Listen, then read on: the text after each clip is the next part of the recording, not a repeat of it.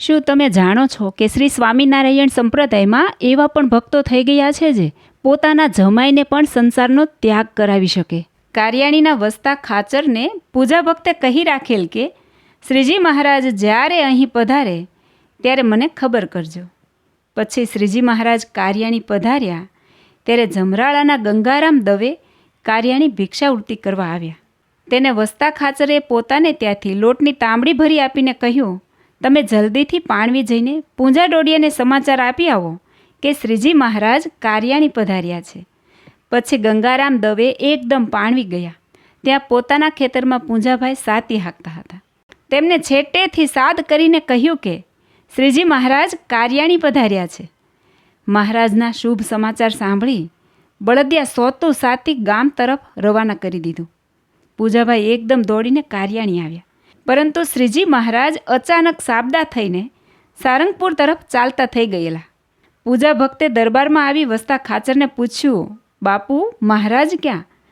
વસતા ખાચરે કહ્યું કે મહારાજ તો થોડીવાર પહેલાં સારંગપુર પધાર્યા. તે સાંભળીને પૂજા ડોડિયા ભૂખ્યા તરસ્યા એકદમ સારંગપુરને માર્ગે દોડ્યા. પણ શ્રીજી મહારાજ તો કારિયાણીથી ચાલ્યા. તે સખત તડકાને લીધે ગામ સજેલી વજેલી વચ્ચે એક ખીજડો હતો. તેની છાયામાં ઘોડીની દળી પાથરીને બેઠા. નાજા જોગ્યાને મહારાજ હર વખત કહ્યા કરે કે નાજા તરસ છીપતી નથી.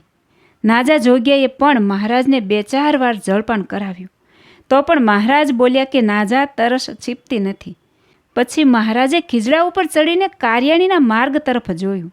ત્યાં પૂંજા ડોડિયાને દોડતા આવતા છેટેથી જોયા. પછી મહારાજે નીચે ઉતરીને હાથમાં ઠંડા જળની બતક લઈને પૂજા ભક્તના સામા ચાલ્યા. તાજી વિહાયેલી હેતાળ ગાય દૂરથી હિસોરા કરતી દોડી આવીને જેમ પોતાના વત્સને ચાટવા માંડે તેમ પૂજા ભક્ત પણ થોડે દૂરથી શ્રીહરિના દર્શન કરી બહુ જ પ્રેમથી દોડી આવી ચરણમાં લેટી પડ્યા અને ગદગદ કંઠથી પ્રાર્થના કરી પ્રેમાશ્રુથી શ્રીહરિના ચરણ કમળ ભીંજવી દીધા.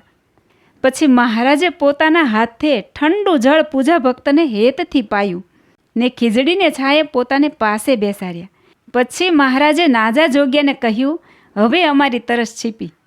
આ રીતે મહારાજે પોતાના અનન્ય પ્રેમી ભક્ત સાથે એકતા જણાવી. પૂજા ડોડિયા પ્રેમી ભક્ત હતા. એથી દર્શન, પૂજન, ધ્યાન, સ્મરણ, ચિંતન વગેરે ક્રિયામાં તલ્લીન રહેતા. એ જ રીતે સેવા સમાગમનો પણ બહુ યોગ રાખતા હતા.